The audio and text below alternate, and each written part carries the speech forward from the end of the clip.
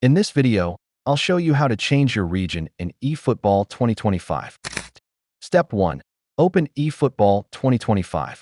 I'll launch the eFootball 2025 game on your device. From the main menu, go to Extras or Settings, depending on your platform. Step 2. Go to User Settings.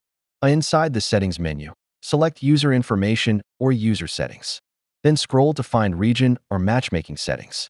Step 3. Change Matchmaking Region. Choose preferred matchmaking area or region. Select the region or server you want, example, Europe, Asia, North America, etc. Confirm your selection. Note: changing regions might affect your matchmaking speed or the quality of opponents you face. Stick to a region close to you for the best ping and smooth gameplay. If there's no in-game option, if your version doesn't support changing regions in-game, try using a VPN on PC or Android to connect through a different country. Then launch eFootball 2025 to access the new region. Thanks for watching. If this helped, don't forget to like and subscribe for more gaming tips and tutorials.